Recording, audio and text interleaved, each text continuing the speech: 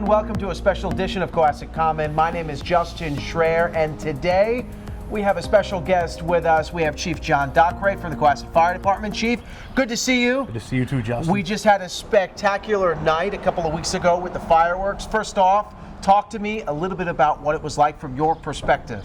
Well, it was a great event. It was great to see a lot of people come down to Sandy Beach and watch the fireworks, along with other people hosting house parties along the coast. Brought a lot of people to the community, and it was great to see people also went to the center of town, maybe got a quick bite to eat at the business in the center of town, were able to take the shuttle buses down to Sandy Beach to see the fireworks, so that was great too. But great night for Cohasset. Great night. Absolutely, absolutely. And what a lot of people don't realize is there was a lot of folks who put in work weeks and weeks before these fireworks happen. Oh yeah, yes. Like 30 days out before the fireworks even considered for display, the applicant has to submit paperwork to the fire department, and they have to show that they're licensed in the Commonwealth of Massachusetts to shoot fireworks, that they can, what type of equipment they're going to use, size of shells they're going to use. Really? Oh yeah, for the display, how long the display is, and where they're going to do display from.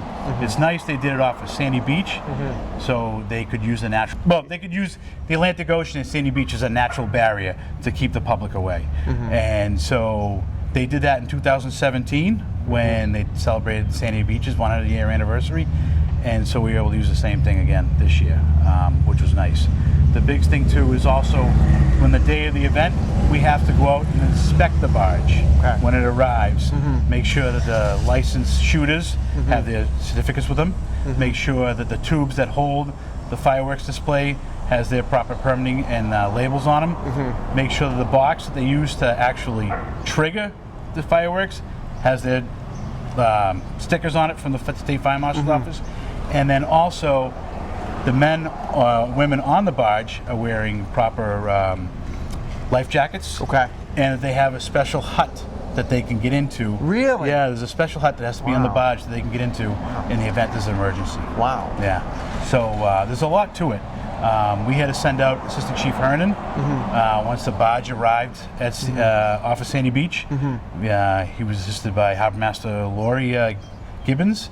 Brought him out, and he made it on the barge. Met with the shooters, and they went over the display, and they showed him the stickers and the permits and so forth. So it's quite an undertaking. The other thing too is we also have to notify the Coast Guard, and we also notify the FAA because we are in Logan's flight path. That's right, because they're going up in the air. Yeah, they're going up in the air, and planes do come over Cohasset. So those are things that we need to notify the proper agencies and get okay from them before we can even think about having the fireworks display.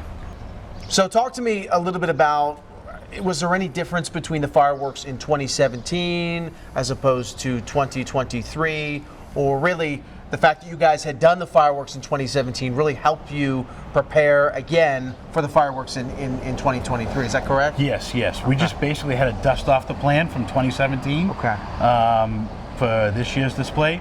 The only thing that threw a little bit of a wrench at us was the piping plovers. That's right. The piping plovers. That's right. So the barge had to be moved farther out in the Atlantic Ocean. But that's really it. That was the only little hiccup that we had to deal with. And the Assistant Chief was out on the boat in the water at the time of those fireworks going off? Yeah, once he inspected the barge, determined that everything was okay, he got off the barge, got back on the Harbor Master's boat, and remained out there for the entire display of the fireworks. So there's a lot of behind-the-scenes work that the public may not necessarily see, but that is actually happening and that is in motion weeks before the fireworks actually happen. Oh yeah.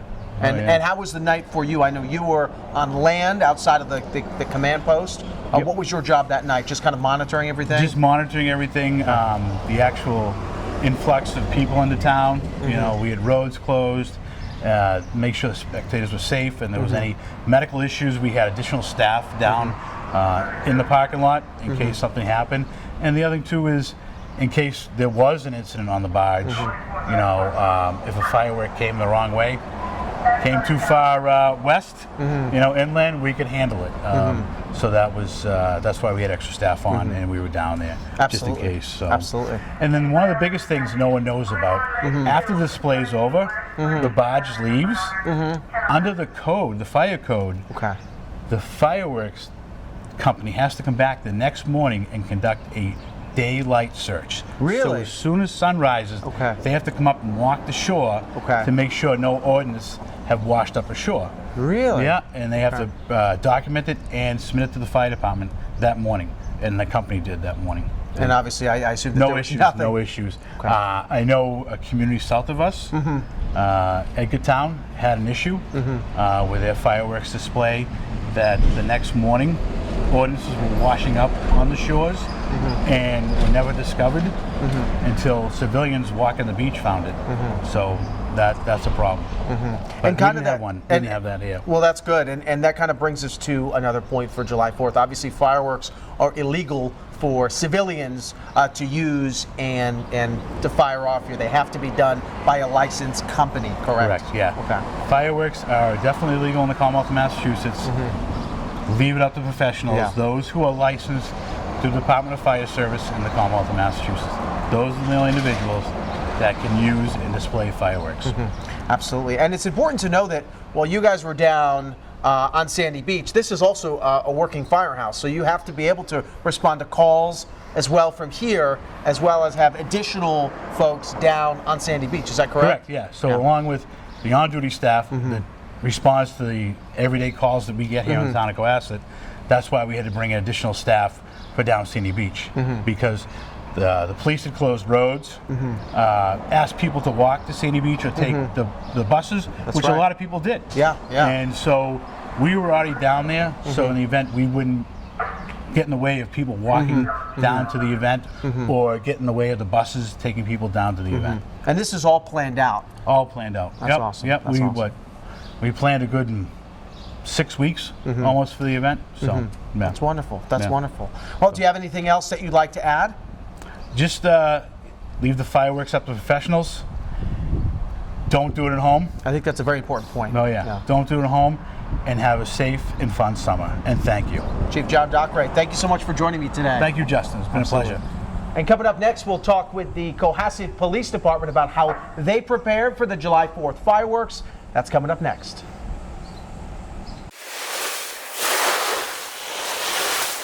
And welcome back. We were over at the fire department a couple of minutes ago, and now we are over at the police department, and joining me is Detective Lieutenant Mike Lopes. Good to see you. Good to see you. So talk to me first off a little bit about the fireworks. It was successful from your end. So first off, talk to me a little bit about that. Yeah, I think the whole event was successful from a police standpoint. We thought we prepared well, and everything kind of came off without a hitch. Obviously, you learn some things when you do when you have events. Absolutely. You learn some things that maybe next time you might change. But all in all, it went really, really well, and we're happy with the event. And something that a lot of people really don't understand or realize is there is a lot of behind the scenes work that goes into something like this, that goes into a fireworks presentation like this, weeks and weeks beforehand. Talk to us from the police perspective a little bit about what you all did to prepare for the fireworks show on July 2nd. Well, there's a lot of collaboration, obviously, with the event stakeholders as well as various public safety entities in the town itself. So obviously the town manager's office, the fire department, the harbor master, emergency management. We got together with them as well as the stakeholders for the event, and we kind of planned out what we thought should be done to have a nice, safe event for everybody, and a successful event. And you all had to bring in several officers from out of town for this event as well. Yeah, it was an all hands on deck for the Cohasset Police, so every Cohasset police officer had to work that day, and we also utilized a few police officers from out of town. We used the Quincy Police Department Mobile Operations Unit, the motorcycle unit to help us escort buses. We used the Metrolec, which is our regional law enforcement consortium. We used their command post for communications, and obviously we reached out to the Coast Guard and the environmental police and other law enforcement entities that probably should be involved in an event like this. So this is a lot of teamwork. Yes, a lot of teamwork, a lot of communication. Why is that so important to be able to work well with different departments and different municipalities and everybody that's involved? Well, it's important because you know what, you can plan for things, but sometimes the unexpected happens. So if you plan properly and communicate with these other entities, if something should go sideways, there's also a plan for that, and everybody's aware of what's going on, and we can address whatever issue might have shown up that was unexpected. Yeah. So communication's huge. Yeah. Yeah. So talk to me a little bit about kind of the traffic management plan and so forth, because obviously there's a lot of logistics that go into that as well with a big event like this. No, absolutely. I mean, you want to be sure that you set up a traffic plan that isn't going to affect a large group of people. You don't want to affect the people that live in the neighborhood and everything else, but also at the same time, you have to, from a public safety standpoint, you have to have traffic down to where it's good for the people coming in for the event, but it's also it's safe at the event itself, because we live in a different time right now, and when you have a large gathering of people like this, there are a lot of things that people might not think about that we have to think about. Okay, that's very interesting. Is there anything else that you'd like to add? No, I mean, like I said before, you learn when you have events like this, and should we have another event like this, I think we're going to be able to plan even better for the next event, and we just don't like putting people out. And I know a lot of people in the neighborhood were kind of hamstrung a little bit there. They couldn't get home maybe, or they had a hard time having friends over. So we learned how to kind of mitigate some of those things, and hopefully next time it'll run even smoother. What was it like seeing those fireworks in the air and seeing those kids smiling at the end of the night? Well, that's what it's all about, right? That's what the event's about. It's about bringing people together, families on a holiday, having a good time, and capping it off with fireworks. What's better than that? And before we leave you today, we just want to talk a little bit about fireworks in general. It's best to leave it to the professionals. It's illegal in the state of Massachusetts. Absolutely, that's correct. It is illegal. So leave it to the professionals. They do a great job, and it's all about not anybody getting injured. We don't want anybody getting injured, so the pros know what they're doing, so let them do it. Absolutely. Detective Lieutenant Mike Lopes, thank you so much for joining me today on Cohasset Comment. Thanks for having me. Appreciate it. And that wraps it up for a special edition of Cohasset Comment. Thank you all for joining us. On our next episode, we've got more food and fun. We'll see you later.